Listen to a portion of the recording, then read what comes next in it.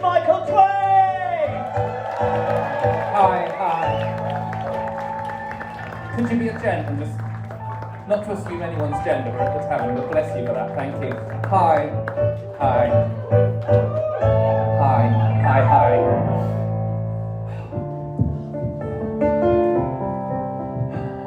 Now, life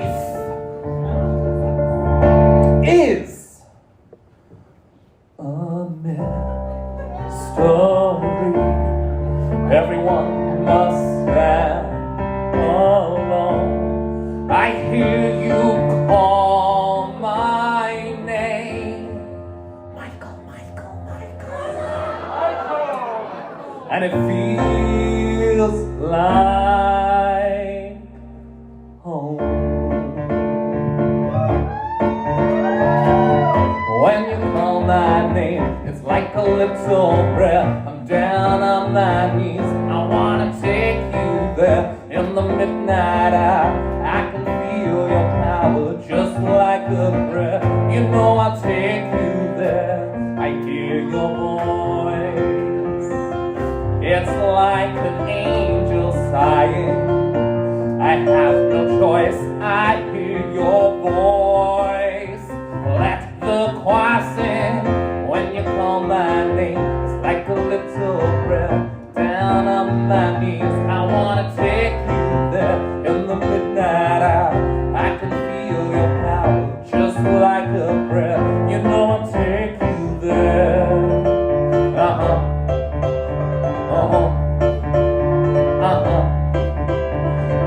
Break it down, Sarah. Please put your hands together for the busiest fingers in London city centre, Sarah Rose on the keys. Welcome to the Vauxhall Tavern. This is the Art of Drag. And we thought we'd just go camp with some Madonna, because why the fuck not? Life is a mystery. Everyone must stand alone. I hear you call my name, and it feels like home.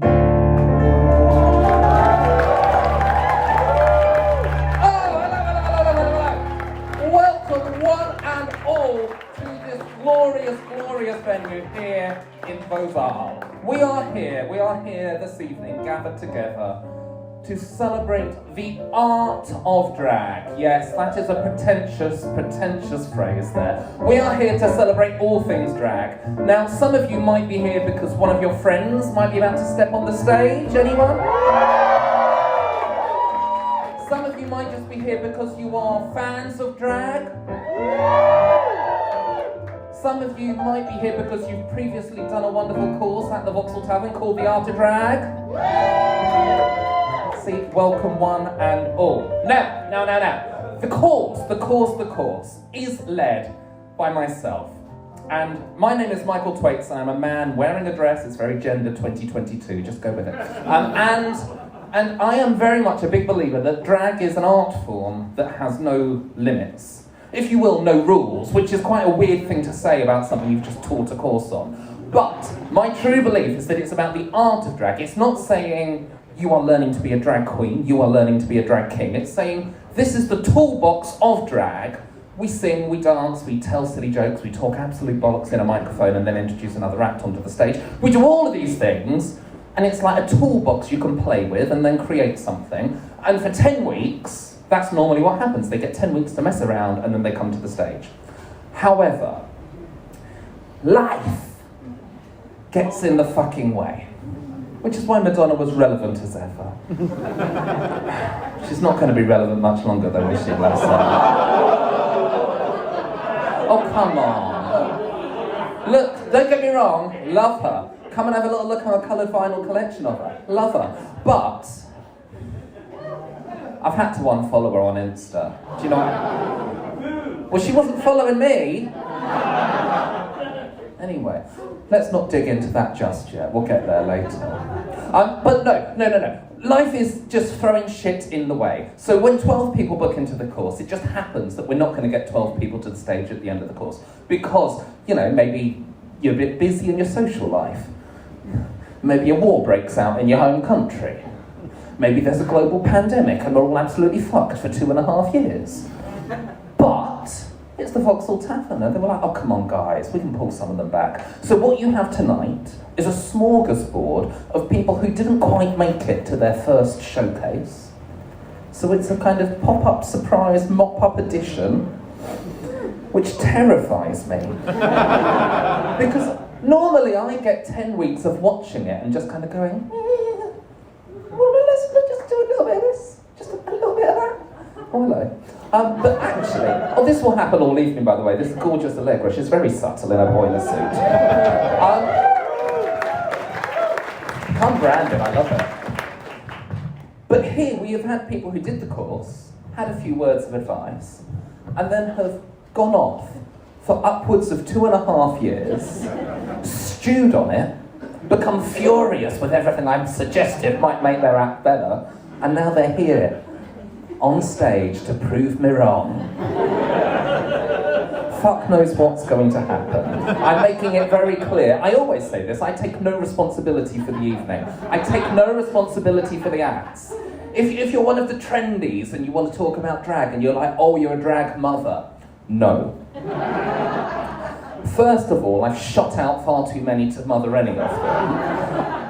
But also, this mothering thing for me, it comes from the age in the community when your family turned against you when you turned out to be queer. And it's basically you're living on a street corner and then someone says, no, you can come and live in my wardrobe. That's drag mothering. Not running a course at the tavern once a week and saying, oh, hello, yeah, that's camp, lovely. You know what I mean? Not to give you insights into how I am on the course. I take it very seriously and I get really invested. What was your name again? Anyway, they're doing well. Without my Instagram cheat sheet, who is anyone these days?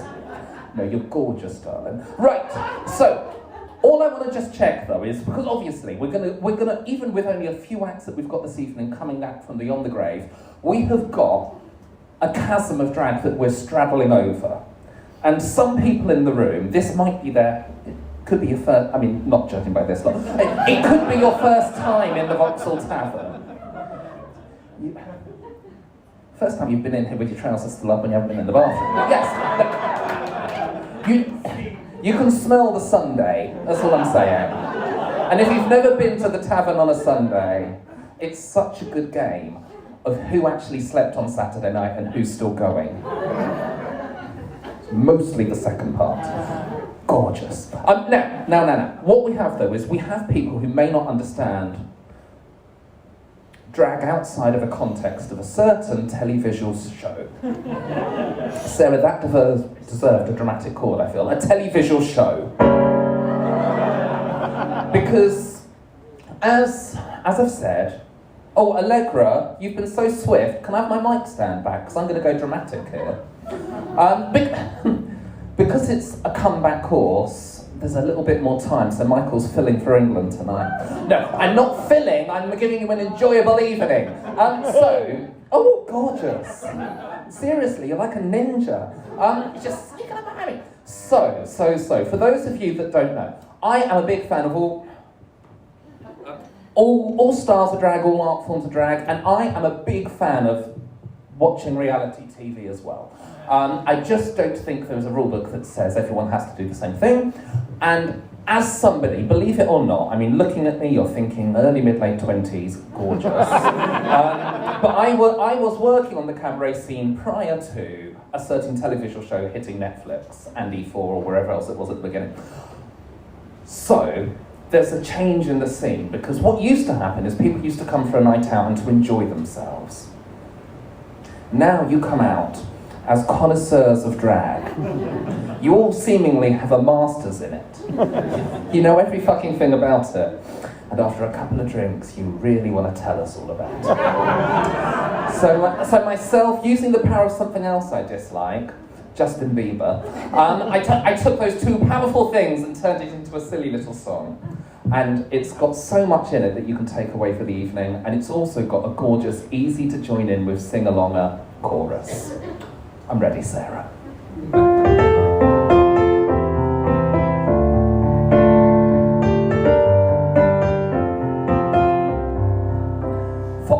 the times that you've watched RuPaul's Drag Race, and all the queens you've seen but you don't know their name. You think you're a connoisseur, girl, for goodness sake. Do you think I'm listening to your advice? Well, I ain't. And I didn't want to write a song, cause I didn't want anyone thinking I still care, I don't. But you're still saying, yes, God, drag's been moving on. And I wanted to tell you something, I'm hosting the show, and I want you to know that Michael doesn't like you, and he likes everyone. I hate to tell you this, but your opinion on drag is wrong. Oh yeah, you caught up on Netflix with the crap you're saying. Doesn't mean shit, cause you should know we make the rules up as we go. So if you think you know so much about drag, you can go and fuck yourself. And if you think I want to hear little makeup tips about contouring, you can go and fuck yourself. All the times you said you hated my face, if my wig was not fronted by some lace, and every time you told me my makeup was wrong, cause I didn't have 65,000 eyelashes on. And I didn't want to write a song, cause I didn't want anyone thinking I still care, I don't. But you're still saying much better, drag's been moving on. And I wanted to tell you something, I'm hosting the show, and I want you to know that Sarah doesn't like you, she likes everyone. She hates to tell you this, but your opinion on drag is wrong. Oh yeah, you've caught up on Netflix, but the crap you're saying doesn't mean shit, cause you should know we make the rules up as we go. So if you think you know so much about drag, you can go and fuck yourself.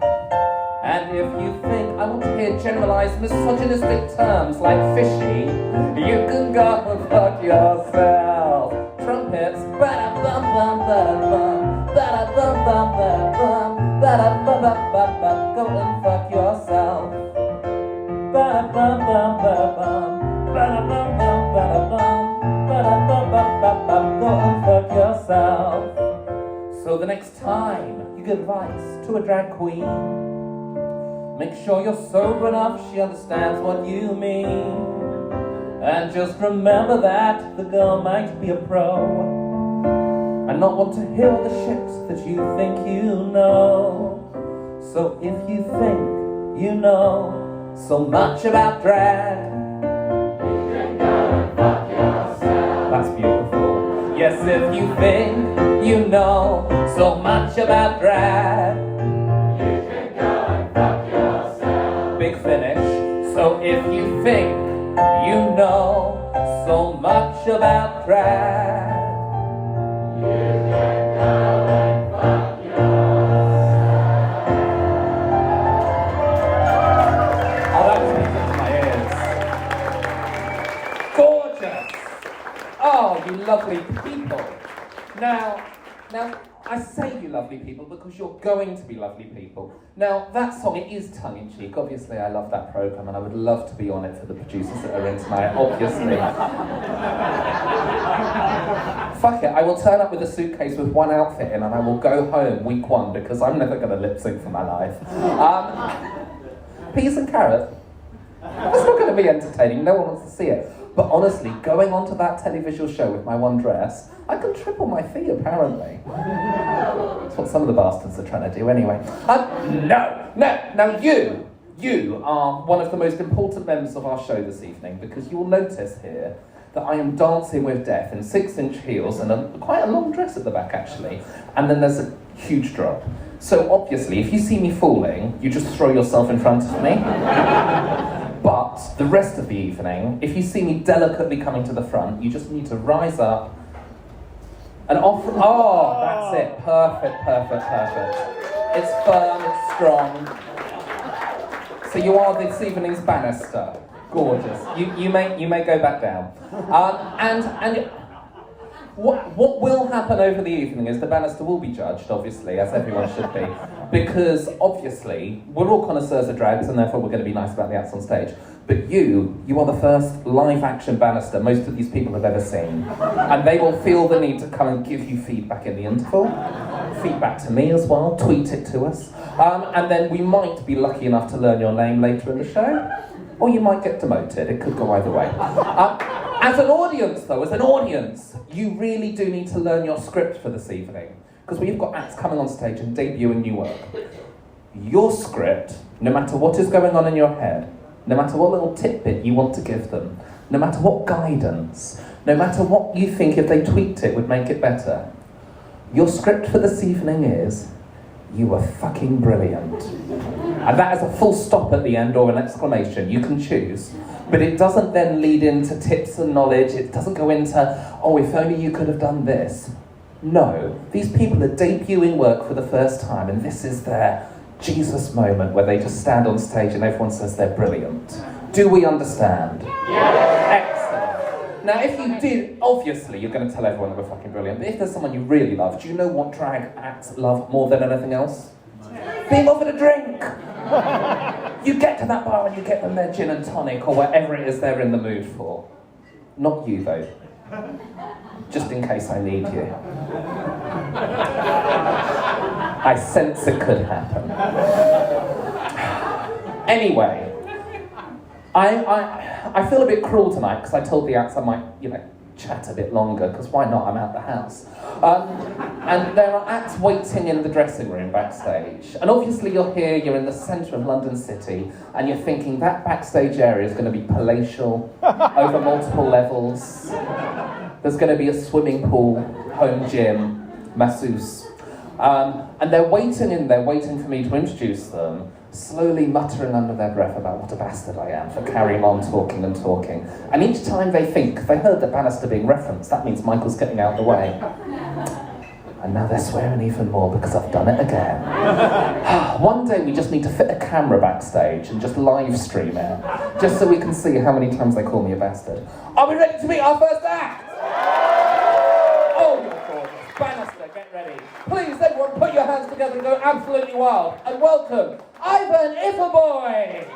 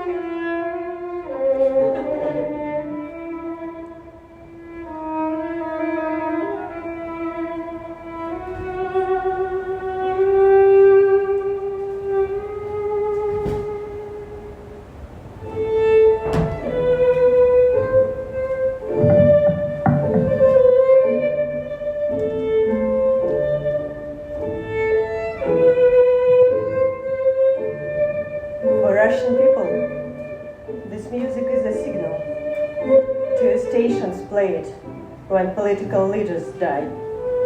And every time we hear this flourish, we hope the current one will perish. Many Russians are looking forward to this time.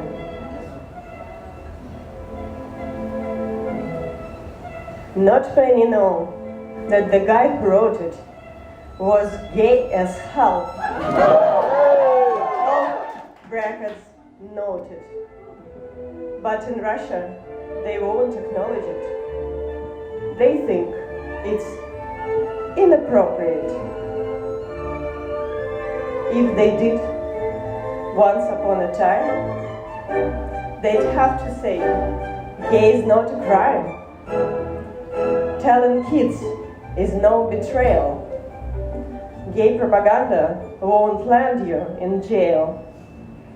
And you can walk the Russian streets holding this flag like my trans child just did.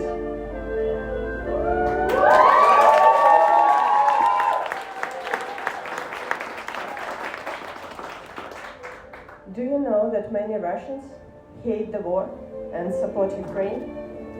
Do you know there's no return for us, both as queer people and as opposers of war? Do you know that we lost our identity, our heritage, our friends? Do you know that the only place I feel safe is here at the RVT?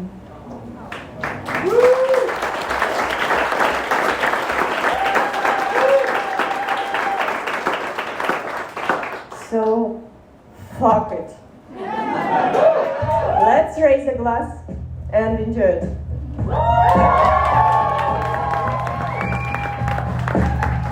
We argue in the kitchen about whether to have children, about the world ending in the scale of my ambition.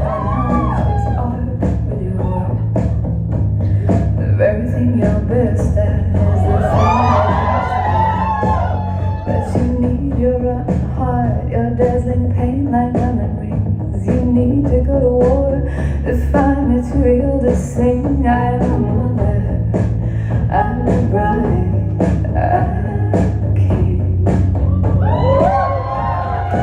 I need my golden crown of sorrow, my bloody sword to swing, my empty halls to echo with grand self-mythology. I am no mother, I am no bride, I am king. I am no mother, I am no bride, I am